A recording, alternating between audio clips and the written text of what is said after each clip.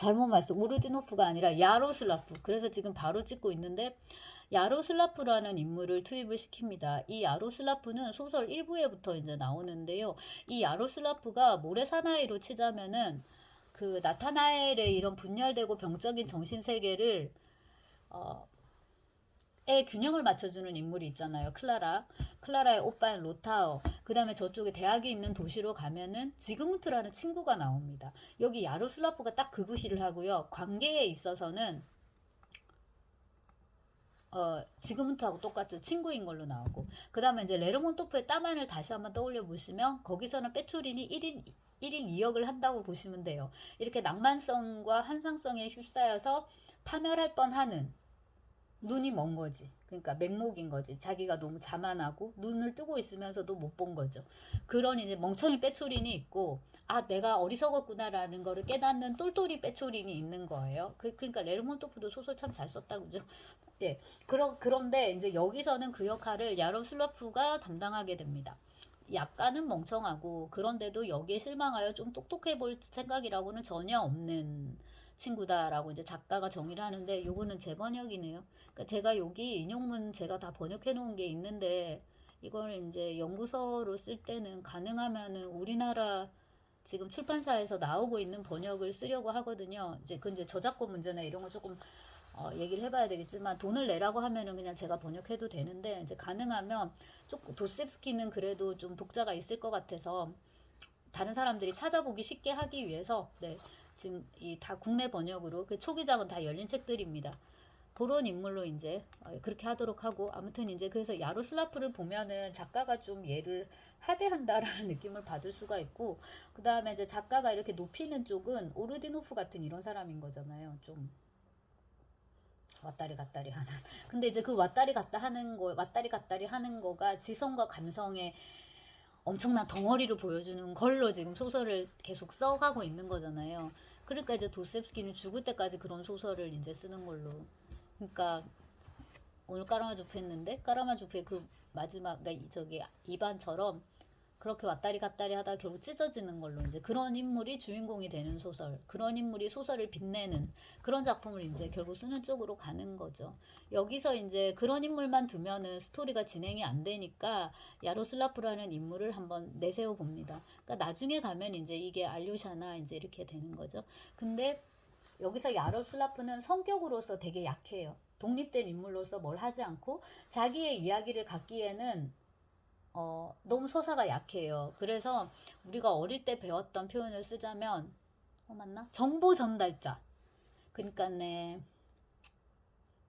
그게 언제죠? 국어 교과서에 허생전이 실렸는데, 생전 맞나? 지나가는 길에 우물에 어떤 아줌마가 있단 말이에요. 그러면 그 친구는 어디로 갔어? 하고 물으면 아, 그 친구는 이쪽으로 갔어요. 하고 얘기해주는 우물 옆에 아줌마가 있어요. 일단 그런 아줌마가 정보 전달자인데 야로슬라프가 딱 그런 기능을 담당합니다. 근데 이제 이런 부수적인 인물들, 환몽에 절어 있는 인물들을 현실 세계하고 이어주는 인물들을 나중에는 이제 더 잘 쓰게 되고 까라마조프까지 가면은 이제 그게 알료샤 같은 그런 캐릭터로 이제 자라나게 되죠. 건강하니까.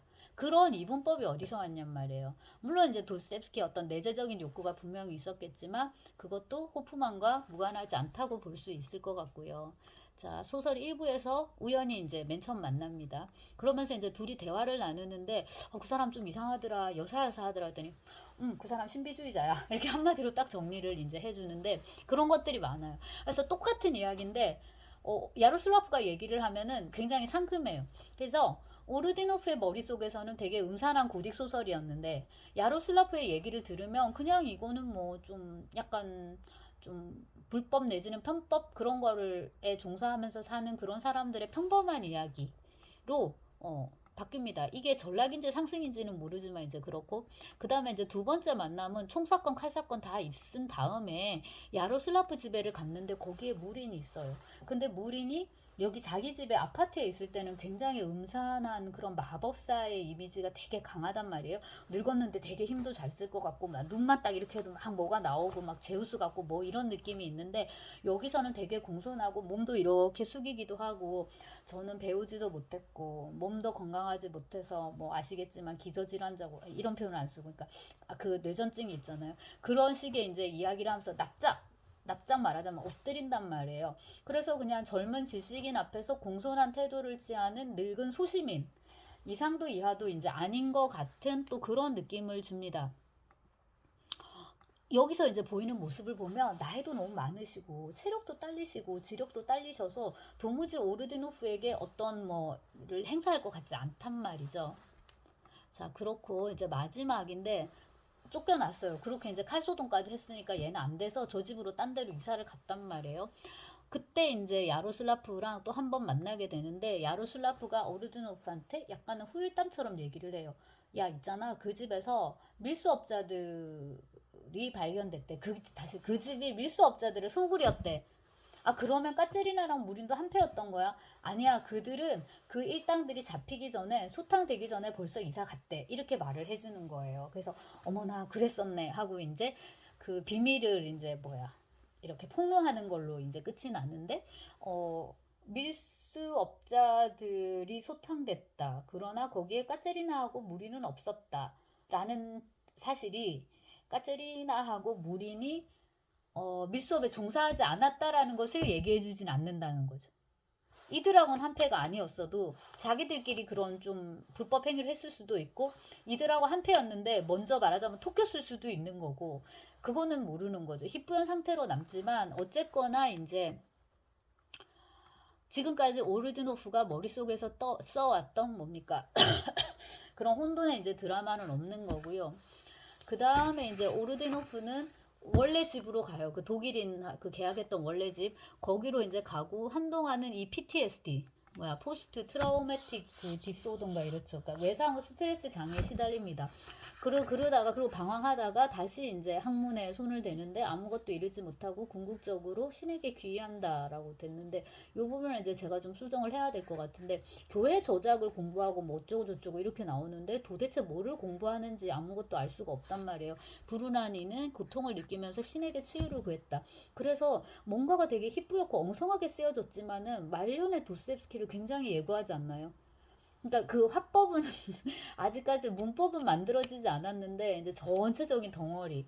그러니까 빚어지기를 기다리는 진흙 덩어리 같은 느낌을 주는 거죠. 그러니까 도대체 오르디노프가 뭐 하는 놈인지 니에크 또 아르드노프 그 벨린스키 말대로 그건 우리가 모르지만은 그걸 이제 나중에 가면 만들 거예요. 라스콜리니코프나 이제 그런 인물들을 통해서 그리고 이제 그 안에 사상이나 이런 것도 마찬가지고 결과적으로 신에게 치유를 구했다. 신에게로 가는 우리를 신에게로 이끄는 그런 소설이다. 신이라는 관념을 소설 속에 넣게 되는 거 이것도 이제 이게 지금 1848년인가 1847년에 쓴 47년입니다. 47년에 쓴 소설인데 그때 이미 이제 작가의 마음속에 들어 있었다라는 걸 알 수가 있고 제가 지금 내용은 정리를 안 했는데 이 메모로 되게 재밌는 게 뭐냐면은 이 여주인을 쓸 때 도스옙스키가 형한테 보낸 편지에서 1847년 1월에 쓴 건데 가난한 사람들하고 같은 부류의 소설을 내가 쓰고 있다, 형. 이렇게 썼단 말이에요. 근데 가난한 사람들이 벨린스키한테 칭찬받은 게 사회소설이어서 그랬단 말이에요. 그러니까 자기 딴에는 여주인도 사회소설로 생각을 한 것 같은데,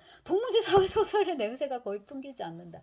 네, 근데 이제 그 관점에서, 그러니까 작가의 원래 의도를 생각해서 이 소설을 보면, 무린하고, 누구야. 오르디노프의 대립이 지식인과 민중의 대립으로 볼 수 있을 거고요. 그 다음에 이제 오르디노프의 고민 이게 뭐야? 얘가 이제 공부하고 호프만스럽고 뭔가 학구적이고 이게 이제 그 자파드니체스트보 그러니까 서유럽주의 러시아의 그런 서구 사상하고 그 다음에 이제 이 무린이나 까체리나가 보여주는 이 포클로어적인 세계 이걸 이제 슬라브 사상이라고 본다면은 자 이미 1840년대부터 이미 굉장히 이제 그 크게 자리를 잡았던 논쟁 요 서구 사상하고 슬라브 사상 요 두 개의 충돌 그걸로 볼 수도 있을 것 같고 그 안에서 이제 이 오르디노프의 몽상성 이런 시적인 영혼이 가지는 의미 이런 거를 조금 짚어볼 수도 있을 거예요. 그런 사회적인 맥락에서 제가 지금 정리는 덜 됐는데 그런 것도 생각해 볼 수 있을 것 같고 그 다음에 이제 이런 정말 총체적인 난국 내지는 피투성인 난맥상에서 이 소설을 그나마 구했다라고 해야 되나? 앞으로 작가의 소설 발전을 소설 창작을 염두에 두고 봐도 그런데 그런 인물이 바로 이 야로슬라프다. 이거를 벨린스키가 했던 그 말에 대입을 시키면은 우리가 보기에는 작가가 아주 새로운 식의 유머를 갖다 붙이고 러시아 민중성의 라커츠를 잔뜩 한 다음에 마를린스키와 호프만을 화해시키려고 시도하는 것 같았다. 호프만, 마를린스키, 레르몬토프 얘기했죠. 민중성의 라커츠, 그 포클로어 그것도 이제 약간 레르몬토프한테도 보였지만 더 이제 심하게 쓴 거였고, 아주 새로운 식의 유머를 약간 갖다 붙이고 새로운 식의 유머가 바로 야로슬라프가 아니었나 싶고 그렇게 볼 수 있을 것 같아요. 왜냐하면 야로슬로프가 웃음의 코드거든요. 걔가 얘기를 하면 다 웃기거든요. 그 전에 있었던 여러 가지 신비스러운 사건들이. 자, 요거는 지금 9권인데요. 이건 벨린스키입니다. 이거를 바로 하려면 뭐를 가지고 하면 이게 바로 될까요? 이러면 뒤집어지는구나. 그 글자를 바로 하는 게 되게 쉽다라고 하는데, 자, 아무튼 이게 벨린스키 전집인데, 이렇게, 요건 제가 전권을 물론 다 읽은 건 아니고, 필요한 부분을 이렇게 찾아서 읽고 이렇게 했는데, 한때는 되게 열심히 읽었는데, 지금은 좀 아주 애물단지가 됐습니다. 버린 줄 알았는데, 있더라고요. 이렇게 장정이 아무 멋이 없죠. 네. 자, 그리고 이제, 이 무렵에 어떤 작가의 어떤 평을 읽든지 그 작품에 대해서 벨린스키는 뭐라고 했는가 하고 이제 찾아본단 말이에요. 그 정도로 벨린스키의 평은 항상 금과 옥조다라고 할 수 있는데, 제가 이제 여주인을 대충 다 했기 때문에 이제 정리는 해야 되지만, 그 다음 작품은 이제 도스토옙스키 베게아를 다시 볼 건데, 베게아에 대해서 벨린스키는 뭐라고 했을까 하고 또 열심히 이제 찾아봤단 말이에요. 제가 베게아는 논문을 쓴 적이 없더라고요. 앞으로도 안 쓸 거고. 없는 거예요. 왜냐면 베게아가 1848년 1848년에 나오는데 벨린스키는 이미 안녕 하고 이제 하늘나라로, 원래는 벨린스키가 잡혀갈 참이었는데 감옥살이를 할 참이었는데 이제 더 영원한 감옥으로 이제 불려가시는 바람에 네, 병사를 이제 병으로 요절하고 이제 만 거죠. 자, 그렇습니다. 그래도 벨린스키 사진을 책 사진을 찍으려고 해서 찾아둔 김에 다시 가져왔습니다. 아마 다시 보일 일은 없을 것 같고요. 자, 이제 봄이니까 그 작약이 많이 나오는데, 이건 작약 중에서 사라라는 이름의 작약입니다. 연분홍인데 예뻐가지고 보여드리고,